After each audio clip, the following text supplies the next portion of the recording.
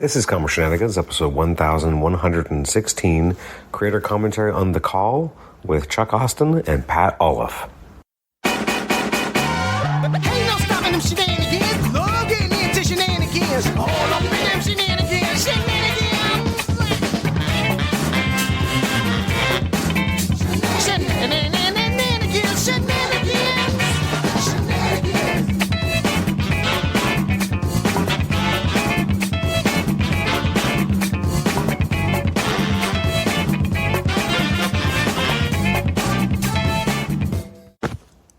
Welcome to the Comic Shenanigans podcast. I'm your host, Adam Chapman. This is episode 1116. It's a creator commentary on a book called The Call from Marvel Comics from 2003. I have the creators of the comic on the show today. I have Chuck Austen, the writer, and I have the artist, Pat Olliffe. This, I got to give credit where credit is due. This was actually a suggestion by Nicholas Baldwin, who was really enjoying the recent conversations with Chuck. Specifically, I guess the most recent one was us talking about his Metropolis book, which is in and around the same time period, actually, that The Call came out. And he was asking for a creator commentary on The Call, if possible. And I was like, absolutely, let's make this happen. I reached out to Chuck. Chuck was game. We got Pat involved, so we had a nice conversation.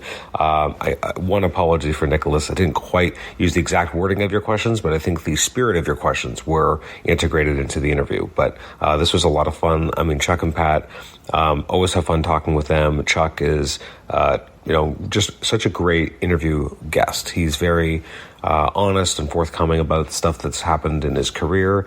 It's been interesting for me as an interviewer to experience him experiencing his own work, going back and it's been 20 years since most of these comics were written that he had written, and so you forget exactly you remember the feeling of working on something, but maybe you forget exactly what the work actually looks like. And so being able to experience him experiencing his own work has been a true joy, and especially as he realizes this is better than I thought, because unfortunately he gets a bad rap in comics, and I don't think it's deserved.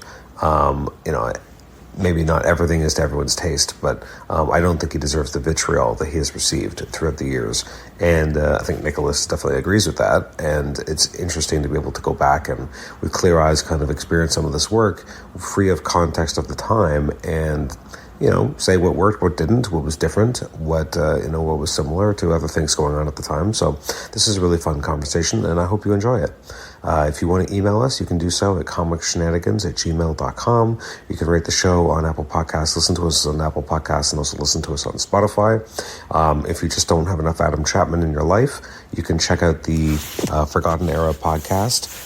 It's funny. I only recently discovered it, but really it's a show that's designed for me as a listener, because it's specifically focusing on the Spider-Man comics from that post-Clone Saga pre-relaunch period, which I've always said is one of my favorite periods of Spider-Man.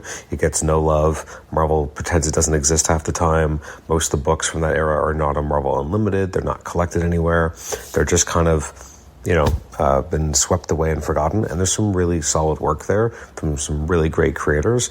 What I find so fascinating talking with Ethan from that podcast host is that he's 25 years old, so he's younger than these comics that we're talking about. He wasn't around to experience them live, and we're talking about books like Peter Parker Spider-Man 88, which he loves and I love, but it's interesting because I first read it when I was 14, 15 years old in real time, and he's experiencing it after the fact. So I find that endlessly fascinating to me, because it's his period I love, but I'm like, how do you even find this if you're younger? It's not something readily available, and so I'm just surprised that someone who's 25 years old even has an appreciation or love for it at all, and hearing him talk about it he really knows his stuff, so it was really interesting. Anyways, I will stop talking about another podcast. Let's jump right into the conversation with Chuck and Pat. Enjoy.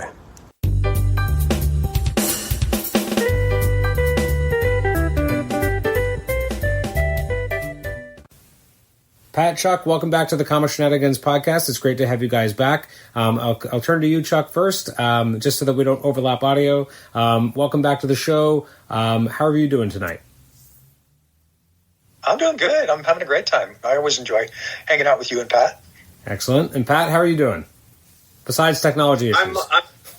Yes, the technology part of this is I'm starting to relax more, so I'm okay. I'm doing good. Okay. I hate technology. I'll just throw that out at the beginning. But anyway. And I'm not stressed because this time it's not my fault. So, Very true. There you go. So today we're going back in time.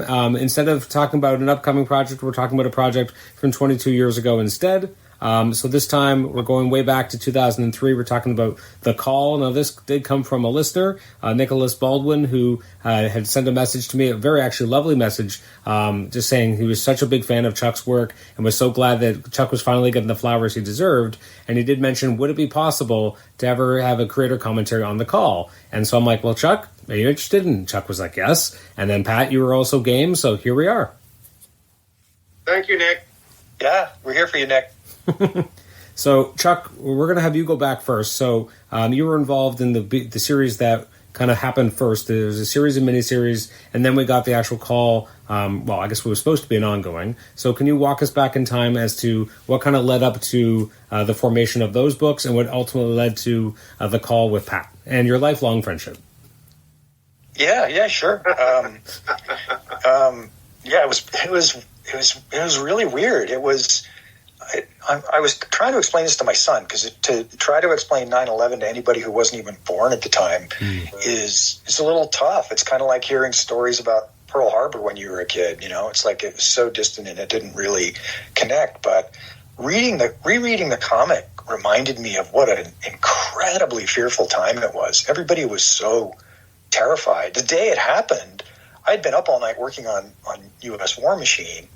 And I had just fallen asleep when my ex came home. We were still married at the time. She came home after dropping the kids off at school, and she woke me up to tell me, she said, "We are at war." And I was really bleary and confused. I thought she was talking about War Machine, because it was eating me alive at that point, because I was up 24/7 trying to get the issues done. And then, no, she said, "This is what's going on." So we went out and turned on the TV, and I immediately called Smitty, Brian Smith, who's my editor on War Machine, just to see how he was doing, if he was okay. And weirdly, I got through. When nobody else could get through to New York, I got through to Smitty, and we actually were on the phone while the planes were hitting everything. And he was just a few blocks away from the Empire State Building, and at that point, they didn't know if the Empire State Building was going to be a target, if they were going to be in the heart of something really big. And it was terrifying. I was for like the half an hour or whatever that he and I stayed on the phone. At one point I said, maybe I should get off and clear the lines. And he goes, no, don't go. I don't know if I can get back through to anybody afterwards.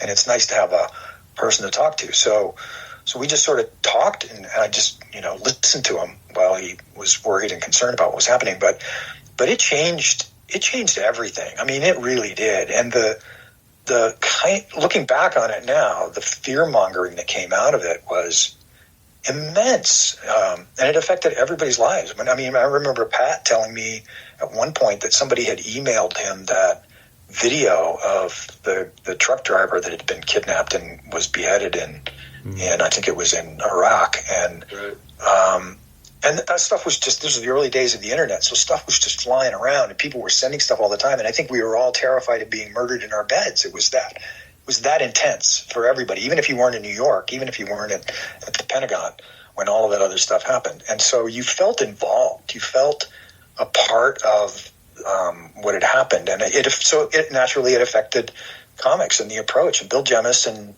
Joe Quesada, just like everybody else, wanted to feel like they were responding to what the situation was. And so they decided that we have to look at superheroes differently.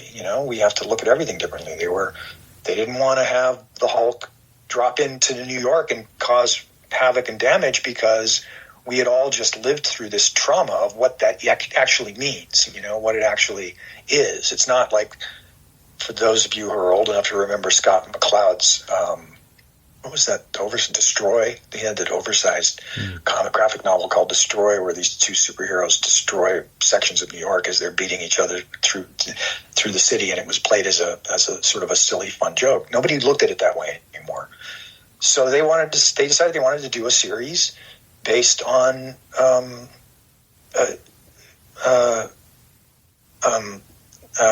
do you call it? First responders? Thank you. First responders being heroes, becoming the new superheroes. And so it was kind of created in committee. They brought in Bruce Jones, and he and I were kind of buffs. He was I was sort of big into firemen, and he was big into police, and I think that was one of the things that got Joe and Bill interested in us. So they said, look, we want to create a comic that is based around a fireman, a cop, a paramedic. I mean, they were basically hitting all the numbers, and so Bruce and I had a conversation about it. And he wanted to make sure, as I did, that we were respectful and that we weren't seen to be taking advantage of it. And I know other people did feel like we were sort of taking advantage or using it as an opportunity, but really it was a way of sort of dealing with this massive social stress that everybody kind of felt at that time. And we thought, this is what we do. We're creative people. This is how we kind of get this stuff out. So we created this series called the Call of Duty. I was going to do the paramedic and the fireman, and Bruce was going to do the cop. Bruce had been involved in some TV series when he was in LA and had always wanted to create a cop show, and so he really ran with it, and I really ran with my stuff, and we coordinated a little bit, mostly, but mostly because I was supposed to write a series of these characters that came afterwards called The Call, which is where Pat and I first met. That was the first project that we were put on together, and it was really weird. I mean, it was a phenomenon. The first issue, there were people, and they had footage of lines going for miles to get into the comic shops to pick up the first issue. I was on CNN and ABC and CBS. I was interviewed by all these various different people. It just was crazy. It was just like nothing I had ever imagined, especially since I was really just around doing War Machine at that point, War Machine, and they would just schedule me to take over X-Men, and it just felt like I'd kind of stepped back into comics as a career after, 15 years of being out of it, and all of a sudden it was just insane. It was just everything and everywhere. So anyway, Pat and I came together, and we started talking about what we wanted to do with these characters and where we wanted to go with them, and I loved his ideas, and it was sort of the beginning of a lifelong friendship that has been, obviously for us, it's been fantastic. We created so many things that I'm super proud of. But what was really weird for me was going back and reading this, and reading it. It was so fearful and so dark. It was like, and I talked about this a little bit before we came on, but it was, I don't even believe it got published by Marvel. It just doesn't read like a Marvel comic to me. Absolutely. Yeah. And at the same time, some of the things that we were able to do are the things that made Pat and I click together as a team. Like one of the scenes that we both talked about that we were super excited about was the screen door on the dead woman's face. Yeah. Because when Pat and I first came together, we didn't know each other. We never worked together. We didn't know shit about each other. So I'm sorry. Are we allowed to swear on your show? Sure. I can never Go remember. ahead. So we're allowed to do that. And because of my background as an animation director and a storyboard artist, I and because I'd worked with Alan Moore and the way he wrote scripts, I wrote detailed panel descriptions talking about, this is an over-the-shoulder shot, this is a wide shot, this is what I see things. And I sent it to Pat, and he goes, yeah, I don't work from full script. And I went, oh, okay. Well, just use it as like a template. Just, don't feel tied down. We'll work it out. We'll make it. And then a couple of days later, he makes me sound like a prima donna. Like I said, I don't work for free. No, I said, this is not how I usually work. I'm sure we could, we worked it out pretty well together. No, you were awful. You were so awful. You were mean to me. That's my reputation in the business. I am a prima donna. Sorry, I interrupted. Go ahead. No, he was great. He was very nice. He was just like, this isn't usually how I work. Do you mind working like plot? And I said, I don't know that I can write plot. I've tried it before. Right. I really can't. Can you just read it and throw away the stuff you don't like? And right. So we worked it out, and then he started reading some of the stuff, and it really spurred his imagination to actually have some of the extra details. So, and that scene was one of the things that he was like, okay, this is, now you got me. Yeah. Oh, yeah. Go ahead. You could take over from here. I think I'm. No, I don't know. I don't want to jump ahead on Adam's timeline here. So, I came in late. So I do appreciate that. Well, I do want to go back for a second, Chuck. So when all these books when the original miniseries are being kind of thought about, so just to go back to confirm, they always knew that they were going to lead into a full ongoing afterwards?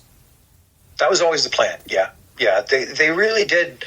I mean, Bill Jemas particularly kept saying, the world has changed. This is going to be the new, and we are a superhero company. This is going to be the new superhero. This is the direction that comics are going to go. He was convinced that comics were changed forever at that point. But I think, what we realized much later, and what Pat reminded me of, because I haven't read these comics since they came out 20 some years ago, is that that's not really why people buy Marvel and DC comics. They buy them for escapism. They buy them to kind of get away from this stuff. Mm-hmm. Right. And I don't, as kind of fun as it was to do some of this like crazy darker stuff, it's funny. We've pulled away from that. I mean, I think you're one of the few people that's seen Defiant, right, mm-hmm. Adam? Yeah, the first issue. Yeah. Yeah, I mean, we still do emotional stuff, but it's definitely much more.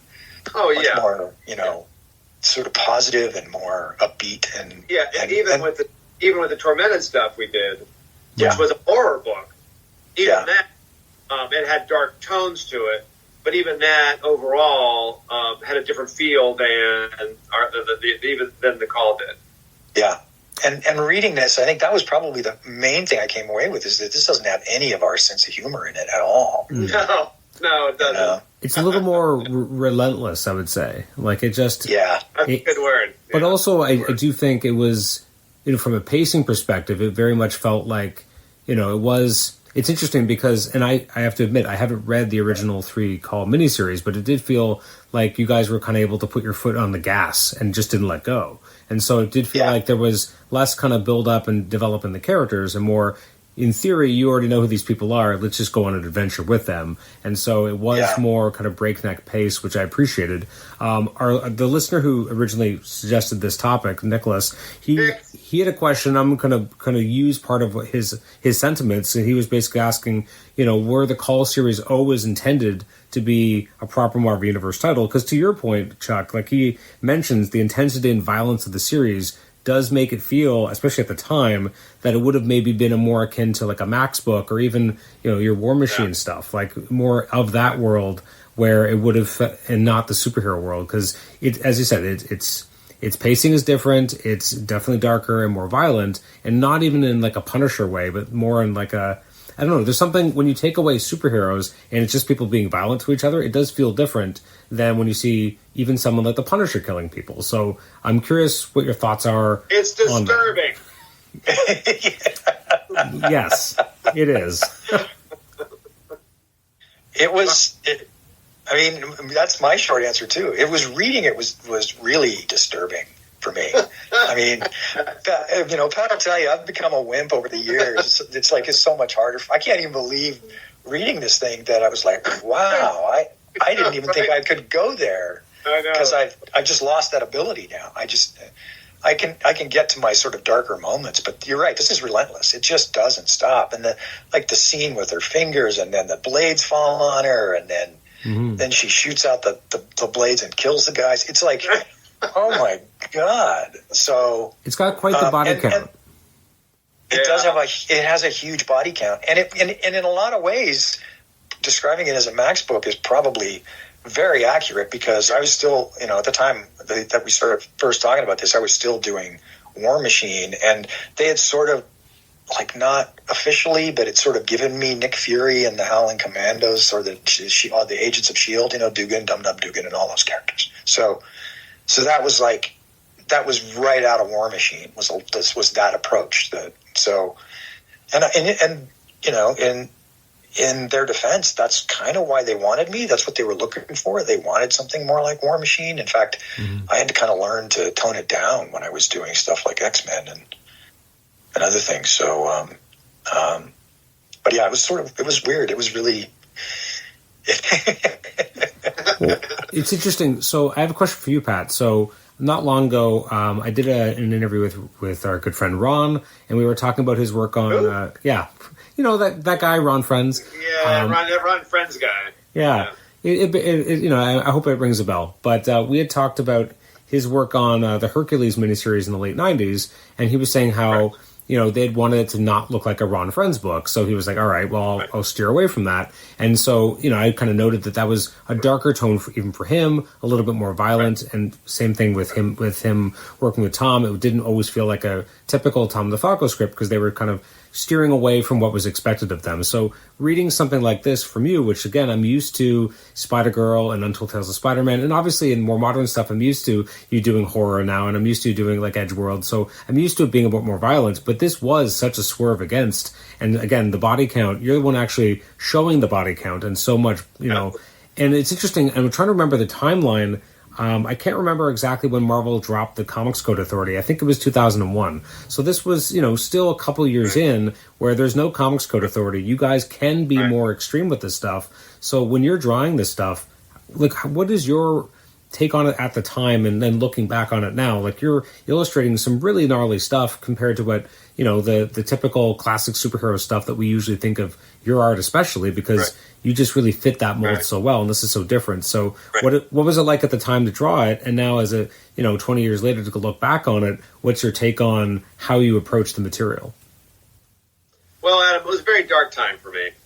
So, no, I'm only kidding. What happened, and I look back on it now, at the time it felt kind of an odd transition. But looking back on the series now, looking in preparation for this interview, I looking back through the issues, and I thought, how the hell did I end up on this book? Because that was my path, was Untold Tales of Spider-Man, and I've been on Spider-Girl for 5 years at that point. Mm-hmm. Classic, straightforward, Marvel superhero, traditional stuff. And then they have this book, The Call, with Chuck Austen, who at that point seemed crazy.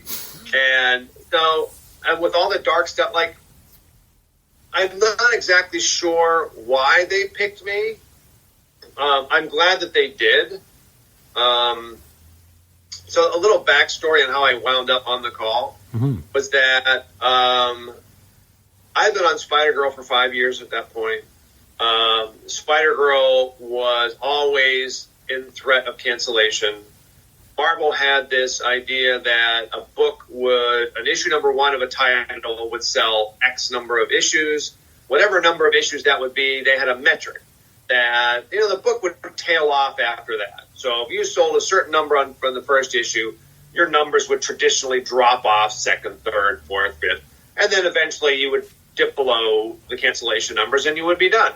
Mm-hmm. So they did that calculation with Spider-Girl too, and we should have been done within the first year or so because our numbers were not huge. But the problem was that our numbers after the first issue did drop, but then they plateaued. And that completely confused everybody at Marvel. They did not understand why this book was not continuing to drop. Well, the Spider-Girl fans are probably the most loyal, they're the best fans in the business. Those guys wrote letters, they campaigned for the continuation of the book, and every time there were rumors of us being canceled, they flooded Marvel with, with the email thing at that time, emails, letters, saying you can't cancel the book. And really, that was one piece of it. But if the numbers had dropped below a certain level, I don't care how many letters you get, Marvel's canceling. It's still a business. Mm-hmm. But we never did. Every year or so, we're almost to cancellation, get the numbers in. Actually, these aren't too bad. Let's keep going. So we did that for 5 years. So what happened was, at about the 5-year mark, Marvel came to myself and Tom and said, okay, this is it. These numbers are not going to climb past this. We're done. There's no more saving you. We're done. That's it. You're done. I said, okay. And they said, well, we do have, they wanted to move me onto something else. So they were happy with what I did on Spider-Girl. And for whatever reason, they decided the book to move me on was The Call. This dark, this dark, kind of disturbing post 9/11 storyline, which suited me fine because when I first got into comics in the black and white markets of the late 80s, early 90s, I was doing horror stuff. I did an adaptation of Frankenstein. That's the kind of stuff that I was actually afraid I was going to be typecast as a horror artist. And then eventually I got, when my first Marvel stuff started to happen, that was all traditional superhero stuff. So I didn't have to, I shed that other label, and off I went. So the material fit with something that I had always been interested in and wanted to do, but had never been given the opportunity, given my path at Marvel, which is fine. I love the books that I did. Mm-hmm. But when I first got the script from Chuck, and you open up with this girl and she's being tortured and her fingers are getting cut off, and then she's got blades for fingers, and it was just like. And later on, one of my favorite scenes, I don't know if we'll get to this, but is the policeman who takes his own life, is engulfed in flame. He now resurrects himself. He stands up out of the car, and parts of the car are merging with him to create this kind of pseudo-organic armor thing. I thought that was awesome. I freaking love that. And part of it was I just never, in all the years that I've been doing traditional superhero comics, I'd never done anything like this. And it was so new and so fresh that it really clicked. And the way that Chuck, I remember, it reminded me when I looked through the first issue again. It was that there was the way that Chuck told a story was very. It kind of clicked with the way that I like to tell a story too. In that first issue, there were visuals that were running underneath the narration. So the narration was describing one thing, the visuals were also describing something else. There was a complexity to how that kind of was coming across. So it was something very different than anything that I had done before. It was, so that excited me about to do something different after so much time doing traditional superhero stuff. And, the flip side of that is that basically they said I had no job. And so, how about you do this call thing? And I said, absolutely. So, but I was happy they offered it to me. Now, the end result of that is the call did not have a life, on the 4 issues that it had, and then Spider-Girl was uncanceled. But Ron was already on the book, so he ran with that for another 5 years. But anyway, that's fine. But it was a chance to do something very different than I had been doing previously, and I was very excited about that opportunity. It's interesting, like looking at that first issue, especially like the play with shadows on the main villain is throughout, like not just on that first one shot, but like that you continue that throughout. That you're always he's always in half shadow. Was a great sense. Like you'd almost expect it to, as you get through the issue, to see more of him, but instead you continue to play with the shadows to show just how villainous he is. How much of that was in that kind of directive that Chuck gave you and that you politely threw away, or how much of that was kind of more coming from your own sensibilities of being like, well, how do I, in theory, this is just a guy in a suit, so how do I make him more menacing and more terrifying? Well, I mean, I'll be honest. It's been long enough. It's been 20 years. I don't really remember specifically how detailed Chuck's description was in terms of the lighting. My sense of it was that there were some indications there, but it was also a chance for me to kind of like pull back to that early horror kind of the beginnings of my career and just kind of pull that forward to apply to this book. So it's probably a combination of what Chuck was looking for, and then a chance for me to do something kind of darker. And now I will say that the other thing that was a different look to this book was the first time that I got to work with John Livesey, who was the inker of the book. I had been working with Al Williamson up to that point. John did a fill-in on Spider-Girl, did a really nice job. It's a much more modern, kind of slicker, kind of a more almost graphic take, which I thought suited the book pretty well. So that also added to the different look of the project, was that John had come on board as the inker and did a fantastic job. So I have a question that I don't know if actually either of you can answer, but Chuck, I guess it's technically maybe more suited to you. So it's interesting when you first do that first Call miniseries, and it is with David Finch, and you have, I think, Avalon did the colors, and it does feel like, an interesting choice that this book, the colors on it aren't maybe the same as what we'd seen in the previous. This is no in any way draw on your art, Pat, but this is more looking at colors, because the colors here are very enjoyable, but it's interesting stylistically that it's so different from the other 3 Call miniseries that we got, which had very different color approaches. Do you recall there being any discussion about either, well, I guess you wouldn't be knowing anything necessarily about the budget of the book and why they were able to get certain colorists earlier, but it's just very interesting to look at the different colors of the books, and they're so drastically different. And then when we get the ongoing, it's more traditional coloring than we had seen in the other miniseries. Do you recall any discussion about that? There was no specific discussion with me about any color, and I didn't make any lighting notes on the scripts. That's all Pat. I give Pat all the credit for the drama and the lighting and all of that. No, the main thing with the original miniseries is that they wanted to put their all behind it. So they, I know the creators that they went to were sometimes a little pricey, but they were willing to pay for it because they thought that the series might be kind of big. And it wasn't, I'm not going to argue or object to any of that. So, but they were making so many of them. Look, I don't understand. This is always a mystery to me. But anyway, go ahead. Well, I don't know, but sometimes these things happen. Like, I look at it like, you want to get into a metaphysical thing. I think you and I were just supposed to. I think so too. As far as the coloring was concerned, I think probably I have no inside knowledge on this, and this is completely speculation on my part, is that my guess would be that the coloring was, and maybe I'm giving the editors too much credit, but the coloring would then be married to the artist.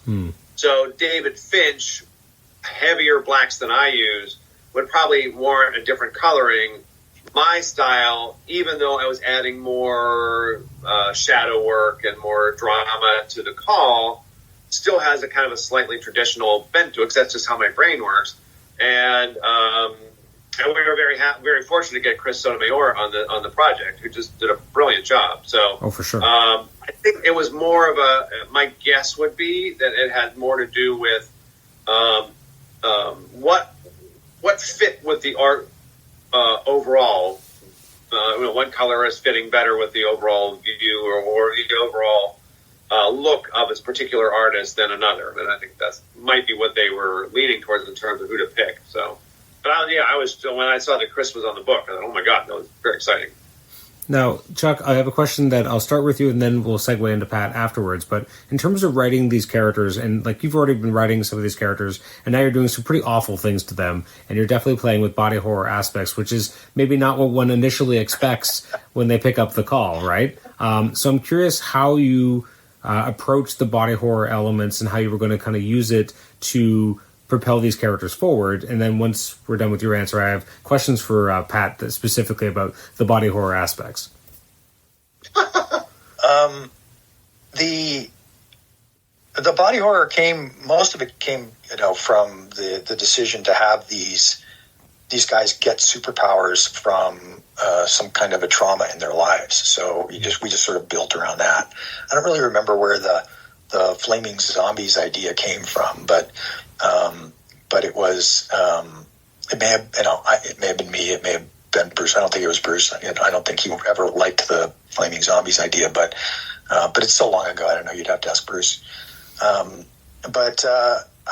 was sort of the mandate was that something tragic happened to these guys that turned them gave them powers and turned them into superheroes. And I'm the first to admit that I'm not a great superhero guy. And I'm sure there's a lot of detractors out there who will say, yeah, no shit. But as much as I loved them growing up and as much as I thought they were great, my writing is much more sort of grounded. And a lot of the body horror stuff, actually, let me step back a little bit. When I do work, any kind of writing, I love to research. That's my favorite thing. I'm a history buff, so I love going back and finding out about things. And the first thing I wanted to do was to talk to some real firemen and some real paramedics in New York, if at all possible. And I remember talking to Smitty, Brian Smith, who was the editor on the book, and he was my editor on War Machine, along with Ralph Macchio. He goes, "Oh, yeah, that'd be great. You should go talk to some. Maybe I could ask my dad." And I says, "Oh, yeah, what does your dad do?" "Oh, he's the chief of a fire station in New Jersey." And I said, "Well, maybe I could talk to him." And Smitty goes, "Oh, yeah, you probably could." It was like, he's my dad. He's not like a resource. He's just my dad. So it didn't really occur to him. So he called him his dad. His dad got really excited. And I flew out to New York, and I went down to sorry, my son is texting me in the middle of this. And yes, I do have a clown car sound from my son. It's a long story. But I went down to the fire station, and they gave me a T-shirt, and they told me stories. And the stories that they told me wound up in the comics. I mean, there was one, and some of them were horrific. I mean, one of them was his father told me about a time that they had gotten called to a crack house, and they had gone into the house to put out a fire because in the process of whatever that they were doing inside, they'd set the house on fire. And then they got trapped and couldn't get out because they had put security bars on the insides of the windows so that nobody could break in and either rob them or the cops couldn't get in without them knowing it. And so these firemen were trapped inside the crack house burning to death, and they couldn't get the windows open to get them out, to get them to safety. He just remembered that being this like horrible situation, and he explained it in some detail. And I wound up using that as part. I think it was in the first issue of the Fireman's Call of Duty, and so a lot of the stuff that winds up kind of happening to them are things that are based in stories that he told me about. Even in the Call, there's a joke about, one of the firemen says, 2 years in college, and I could throw an ice pack on a kid's forehead like nobody else. That was actually a quote. They had gotten called to a call while we were in the middle of having a discussion. There's a scene actually in the original Call of Duty where one of the firemen goes through and puts a cover on each man's plate to keep it warm while they're gone because they know that they're going to still want to eat when they get back. And when these guys get back, one of them comes in and he goes, "Yep, they were cooking a turkey in the fireplace, and it blew up, and the kid fell over, and I threw an ice pack on him, and I could throw an ice pack on a kid's forehead like nobody's business." So, I mean, actual quotes wind up in here as part of the story. So some of that stuff is based on things that they talked about and things that they said. There's this scene where at the end, he's like, Mick, his buddy, who was part of the original series of firemen, he gets the firepower and he's going to die, and so he stays behind. And McDonald is like, you've always been one of my favorite people, and he's like, "Don't be a girl, get out of here." That was like, that was one of the cracks that one of the firemen made. And when I said, "Hey, I should do this scene," and he goes, "Don't be a girl." It's like, so I laughed because it was so. I mean, it's like what you would consider politically wrong, but it was hilarious, and it was a fireman's moment, So I would take those. I would take a lot of what they told me, and unfortunately, some of the body horror stuff, and that actually is where it came from. They're sort of their stoicism and their I'm not going to complain about my suffering, and even McDonald's laughing like. Every time something terrible would happen, it's like that's I'm not going to talk to you about my problems. It's just like funny. It's the tragic. It's funny, so that's a kind of a long answer, but that's sort of where a lot of all that stuff came from. And again, going back and reading through it, it made me realize it's like, yeah, this is just not really Marvel stuff. I don't think it's bad. I still think it's great. I love what we did, but it just doesn't really feel like it fits. It's interesting. So, two comments. One would be, the idea of creating these new heroes but giving them traumatic ways of getting their abilities, which again feels very not like the Marvel universe we know, right? Like, usually people get powers pretty easily, relatively speaking, and then they become heroes, and it's not traumatic. So it's obviously a bit of a swerve there. There is a line that I don't think you could get away with now, where I think they say, every man and woman are hermaphrodite in New York City. I'm like, ooh, I don't think that aged well. Don't think you'd say that now. But, and that was I don't know if that was a quote or not that I got from hearing the guys talk, but it was it's not the kind of thing that I didn't feel comfortable having one of them say. They're not a politically correct bunch of guys, and so is it right? Is it wrong? I don't know. I mean, it's like I look back on it. It is what it was, and maybe it would be offensive to some people, but it was also real to the moment. So. But at the same time, he's not excluding, anybody. He's actually including everybody. He's trying to include everybody in that saying. So, maybe I was also woke ahead of my time as it were. So, it is interesting, and it was. There were some things that I didn't include, and there were some things that pissed off some firemen. I mean.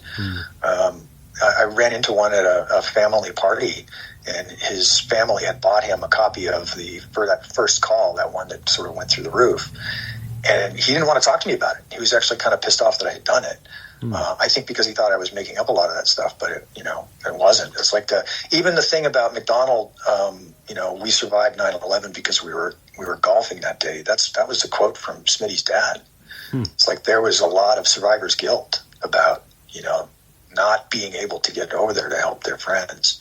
So,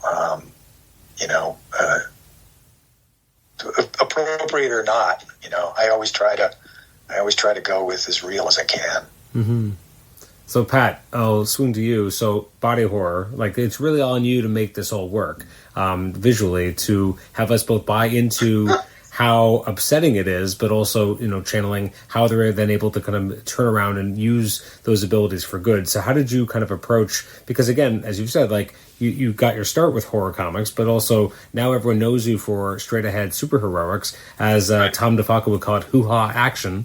And so now you're doing something very different. And also, again, you're having a lot of, not just body horror, but a lot of violence, a lot of I was really curious about the violence, because a lot of the time, you're having people just get riddled up with bullets. It's interesting to see the camera work that you use, though, the moments when you decide to kind of show the bullets coming at them, but usually not really showing the immediate impact of any of that. So you're kind of swiveling the camera away, so we're not really seeing that, I guess, to keep it a little bit more PG. So I'm curious, one, how is it like integrating all the body horror, and then also dealing with the more violent elements and still, keeping it feeling as much like a Marvel book as you could, but again, as we've said, it's kind of still feels a little bit different.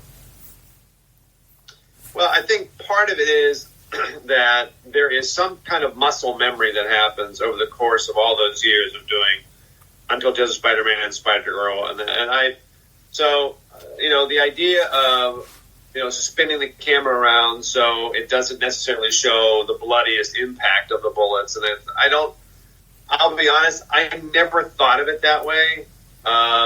It was just, when I approach a page, I try to keep the camera moving. So that if it is, you've got a shot in front of a character or in front of a scene, I want the camera to then spin around the next panel. I want it to be at a different angle, up above, below. I want to keep the camera moving.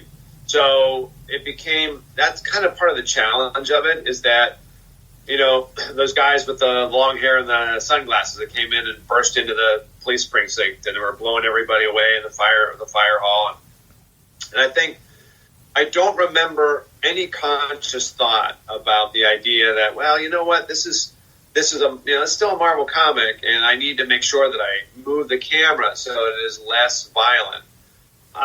That was never a consideration. I think some of that is muscle memory coming off of Spider-Girl, is that I just naturally I'm not going to show the most graphic, over-the-top violence. That's just how my brain works when it comes to telling a story. Mm-hmm. But I think a lot of it also has to do with, the course of this page and the course of this scene, how can I keep the camera moving? How can I move it? Front shot, mid shot, close up. Move the camera around so that it feels like it's that the reader is engaged visually throughout the course of the scene.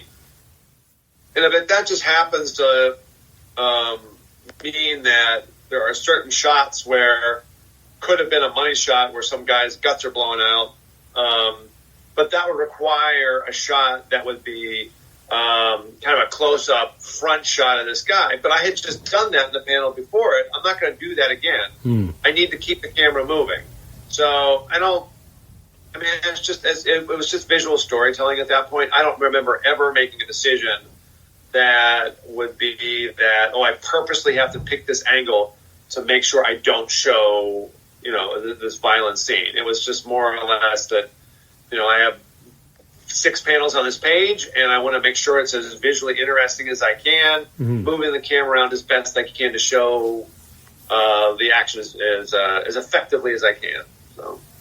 It's interesting. We talked earlier about that kind of the opening of the book, again, with that prolonged torture scene, which, again, your pacing on that is part of what makes it so harrowing. Like, your choice on angles, the details and the character acting you do on her face as she's experiencing it. Like, you don't always show exactly what's happening, but you know what's happening, and you can see what's happening on her face, which, again, is a really good sense of storytelling and acting for the character, because you feel every moment of that. You can feel the terror that she's in, and it is uncomfortable to read, but in the best way, which means it was effective, because like you feel the terror of that moment, and again, it's heightening the villain that we're dealing with, that's how malicious this guy is, and he's not afraid of really exacting, really cruel punishment on these people. Well, I appreciate you saying that, because that's the point. I mean, is that I had a conversation with somebody at I was at the Baltimore Comic Con, and I was talking to somebody about it. Is that when I look at somebody's portfolio about what they're trying to get into comics, and I in this day and age, it's kind of it's hard to explain, but I mean it's you are not an illustrator necessarily. You are an actor. I mean, that is really what you're doing. I mean, I tell kids that when I look at their artwork, I said, of course you have to look at the things like anatomy and then perspective and camera angles and storytelling and stuff. But you have to act the character. I said it's over again. You have to act the character. You have to understand the emotional background of what that character is feeling in that moment, or you're not going to be able to do your job. So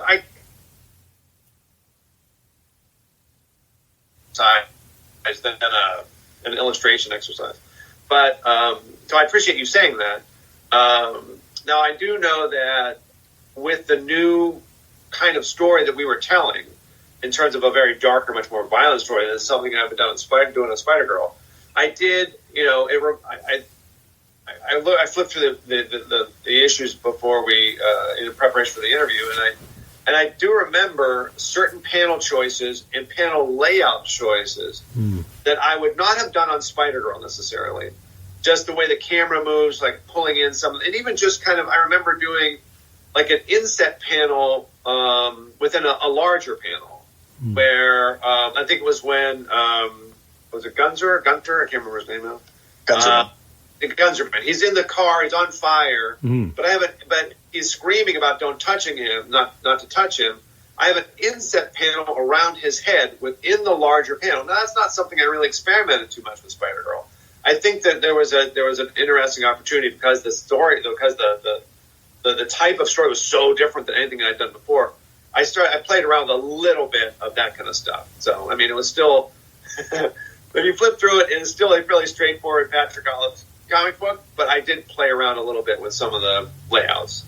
There's a few shots that I definitely felt like you went hard on this, and I don't know if you needed to, but in a good way. Like there's in that first issue when we're having kind of a flashback, and you have it's not quite a full splash, but there's only 2 panels on the page, so it's a pretty large splash of the helicopter, and so you have one of the, I guess it's the fireman jumping off of it, holding someone, is like someone helping. The amount of detail that you put into that panel really sells that moment. But again, I feel like that is something that other people maybe wouldn't have bothered with. But I felt like so much in that moment, you could feel the urgency. You could feel that he's jumping off. You can feel like that helicopter is just about to go. Like you can see the I guess dust effects, stuff being blown up. Like there's so much in there.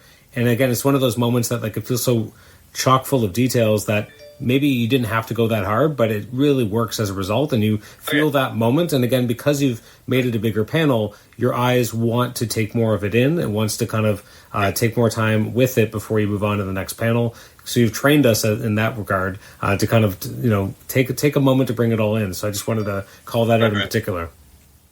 Well, I appreciate that because I do remember, like, there are certain panels. I mean, I've been doing this a very long time, and there are certainly certain panels that you remember more than others. I remember penciling that panel. I remember drawing that and laying that panel out. And that is a good example of the acting part of what you do. And so, I mean, I'm not getting rich drawing comics. I mean, that's for damn sure. But it is the best job that you can have. Aren't you doing this interview on your yacht right now? Yes, I mean, that's exactly true. I've asked the help to stay downstairs while I'm conducting this interview.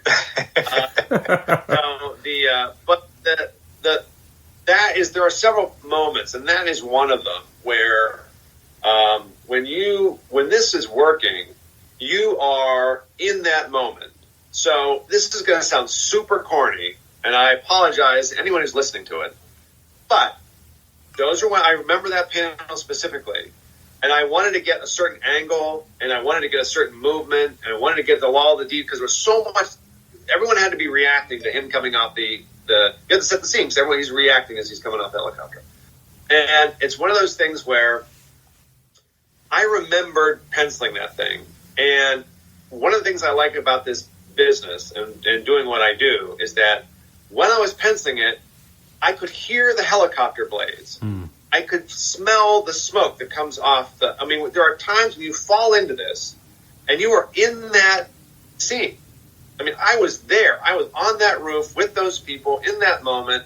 You feel it. And I think that's why there are some panels that just kind of get their point across a little bit better. It doesn't happen all the time, but I specifically remember that panel as I was really kind of aiming for something.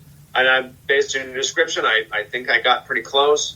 But those were one of the panels that I was flipping through it earlier today, and I came across it. I remember penciling this, and I could just remember I could hear the kind of the chaos around these characters. I could hear the rotor blades of the helicopter. You just at times you're there. You're just in that moment. Mm-hmm. So that was I'm glad you mentioned it. I'm glad you called that out because that was it was I think that one I think I might have known I was doing. But I think what you're getting to is that those are the things that's the reason that Pat and that I've wanted to work with Pat forever is because I've worked with people who don't bring that. I mean, his compositions, he's classically trained, so he's the proportions in the character composition and the golden rule is always it's always beautiful. But the acting is just so remarkable. That panel, the last panel of issue 1 where she's crying in the foreground while Nick Fury shows up in the background, that stuff is, and even there's a 2-page spread where the helicopters are on their way to I think they're on their way. Oh my God, that was one of my favorite of the series. That took forever. Yeah, but it was beautiful. But those are such impactful moments, and they're impactful because of the acting and the performance and all that stuff. And I feel the same way when I'm writing this stuff. I tell Pat all the time, I feel like I'm channeling because it's just like I feel like I'm there. It's like when we're doing the Edgeworld, I can smell the mud. I can hear the weird sounds of the aliens as they're walking by in their weird costumes. And it's very, very, it's a wonderful experience working with Pat Olliffe, and you can't have him. He's mine. So I do have not quite a closing question yet, but close to it. So we mentioned before that Nick Fury and S.H.I.E.L.D. does play a part in this story. I'm curious. Yeah. So again, that's really the only thing that really feels Marvel Universe about it, right? But even then, it's a different angle on Nick Fury and S.H.I.E.L.D. They don't quite look maybe the way we're used to. They're not in the classic jumpsuits. They're wearing much more modern kind of tactical gear. I guess for you, Pat, as a question, was that a specific discussion that was ever had about what you would make them look like and that they wouldn't look in the classic jumpsuits? Yeah, I think at the time, I mean, I certainly didn't pick that. I didn't pick what they were going to be wearing. I think that was specifically came from the office that I'm sure someone said, you know, here's what they're wearing now, or this is what it's supposed to look like. I know I didn't, you know, go off on my own to design what Nick Fury and those characters were wearing. So that definitely came from the office, pre-existing look that they had at the time. So yeah, that was not me. I do like that no matter what updates happen, Dum Dum Dugan's always wearing the same hat. Oh, well, absolutely. Well, there are some things you can't change. Exactly. Yeah. And so, Chuck, what was it like for you to include Nick Fury? And was that very early on discussed? Like, yes, it makes sense to use S.H.I.E.L.D. Was there ever any discussion about using, like, you know, government agents that weren't S.H.I.E.L.D. or weren't Nick Fury? I don't remember the specific discussions about it. This is basically the Nick Fury and the S.H.I.E.L.D. that I used in War Machine. You know, the way that they dress, it was much more of a, I don't know, a high-tech paramilitary operation as opposed to, you know, kind of the old Steranko spies or even, you know, Howling Commandos from World War II. So we were going for more of a. At the time, I was reading a lot of the. What's his name? Marchenko. There was these guys that used to be Navy SEALs that had started writing adventure novels, and they would write this stuff that had all this very sort of detailed military structure stuff, and how, you know, the departments dealt with each other, and phrases they used and names that they called each other by. And so I was pulling off a lot of that stuff for the War Machine stuff, and then they wanted me to kind of bring that over to the Call. The original idea was just that they would be a part of S.H.I.E.L.D. And back when it was going to go, when it was a series and not a mini-series, that they would be sent on missions by Nick Fury, and the S.H.I.E.L.D. guys would occasionally go with them, and we were supposed to bring. War Machine was actually also going to be an ongoing series, and they were going to be kind of sometimes paired up together. They were going to go out based on what Nick Fury needed, and he was going to have them as a part of a team, and we were going to grow the team, and there was so much more stuff planned. I mean, McDonald was going to go for a long several issues before we even knew if it was for sure McDonald, and but it was it was sort of weird. I wasn't really writing a superhero book, traditional superhero book. In fact, they had Michael Golden did designs for all of the characters at one point, and they were very superhero-y, and that was probably kind of the one place where Marvel and I didn't really see eye to eye. You know, the big part of the fireman was that he considers himself a fireman. He wants to wear a fireman suit. He doesn't want to wear an Iron Man suit and fly around the city. You know, so I had that was harder for me to adjust to, but he did these beautiful designs. They were fantastic for a superhero comic. It's just not the one that was being created based on what I understood it to be. So. I have what might be a tough question, Chuck, but it's interesting looking at the timing. Like, this is coming out, and you're about midway through Metropolis at the same time, at least in terms of publication dates. So I'm curious how that felt for you. Like, looking back on it, like, Metropolis was supposed to be this big thing, and then it didn't quite latch on the way they thought, and they were like, oh, we're just going to make it a maxi, and then it will be done. And then we have this book that's supposed to be, you know, ongoing, and then it doesn't run either. So how did you feel at the time? Pardon me? Yeah. So I'm curious how you felt at the time, if you can kind of put it into words. Like, you were doing ongoings at the same time. But these were two other books that didn't end up going that you thought were, you know, maybe going to have legs. So how did that feel at the time to have kind of both those experiences happen simultaneously, where something kind of got downgraded from what was originally an ongoing? You know, it's funny. I mean, both of them did. They both got downgraded because they let, I guess, DC had deeper pockets, and so they were willing to do the full 12. But the word came down within the first two issues that Metropolis was not selling, and nobody really was buying it. So it's interesting to draw those parallels, but it's kind of exactly what I was talking about. It was a difference in approach from the companies. Like, Bill Jemas was not a comics guy either, and or not a superhero guy really. And he's not a comics guy. He'd come from trading cards, and he had this whole attitude that things should look more like magazine covers and try to draw in more adult audiences. And at the time, Paul Levitz was still running DC, and he was as old school traditional superhero as you get. And so I think that's the approach to the two comics is based on that difference, really. Marvel wanted to do what they saw as moving towards the future, and Paul was still doing things sort of the traditional way. And it's funny, actually, looking back on it, I did feel like I wound up in some ways fitting better with some of the DC stuff than even with the Call. But like I said, I'm so glad it happened. I'm so glad I got the chance to do it and got to meet Pat and got to do stuff with him. I mean, it was a terrific experience. So I hadn't really thought about the differences until you just mentioned it. So, but that's all I can think of as far as why they were different.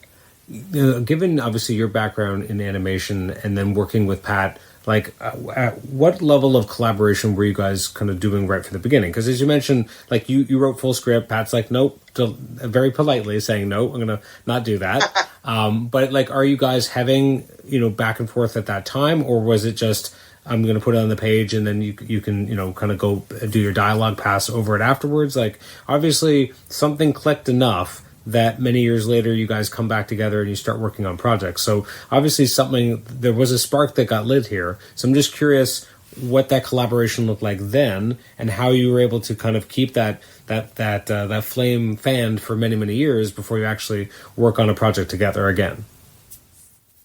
Do you want to start? Oh, you want me to go first? Okay. So I'll jump in just because my memory of it was that initially it was, for me, a chance to do something very different.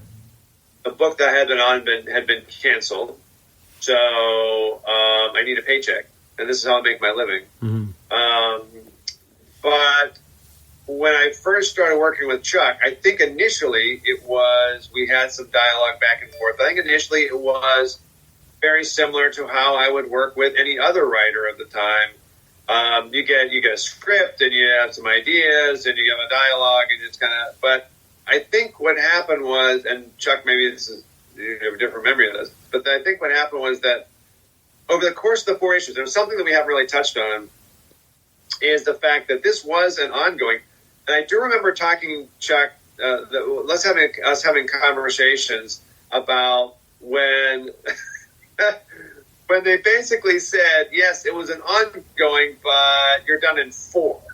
So I remember talking about how the hell are we going to wrap this up in 4 issues and make it something somewhat cohesive. So I think that over the course of, like, the first issue probably was my approach was more traditionally how I work with a writer I've never worked with before. But then as the issues went along and I started to get I liked what Chuck was doing and the things that he was describing, the story he was telling. And then it became kind of all hands on deck as we try to figure out, oh my God, we only have 4 issues, and this was not the idea. I think over the course of that process, I think we became more interactive, and I think we kind of clicked more as the series went on. Just I think we both saw the story the same way. But then kind of like, thrown into the fire about like, oh my God, how the hell? I do remember having conversations with Chuck about, trying to, with the scene at the end with the missile and the Statue of Liberty. And I was like, how are we going to do this? So I think over the course, it started off one way, but at the end of the 4 issues, it became something else. And then I think it was it just like a year or two after that? I was in San Diego, and you and I had a chance to have lunch. And then we just got a chance to just kind of like hang out, get to know each other a little bit better, and I think that just kind of cemented the rest of it. That was my memory anyway. Yeah, that's pretty much my memory too. We're looking at it now, reading issue 4 of the series, it almost feels like it was a different creative team in a lot of ways. I mean, it was because it was such a departure from the first part, but it had become more collaborative already. Like, Pat followed the script much more closely in the beginning. I mean, as far as like feeling like he had to, he did ask to change a couple of things. There were a couple of things that we worked on, but what appealed to me about working with him, and I'd worked with enough people because I was on the X-Men at that point for a while, and it was a rotating a group of artists. It was like I was always getting the young new kids who didn't know how to tell stories very well, so they liked the fact that I had fuller scripts that these guys could follow. And working with Pat, it's all the stuff that he talked about earlier. Is that it was this guy could just act the shit out of a scene, man. I mean, he could.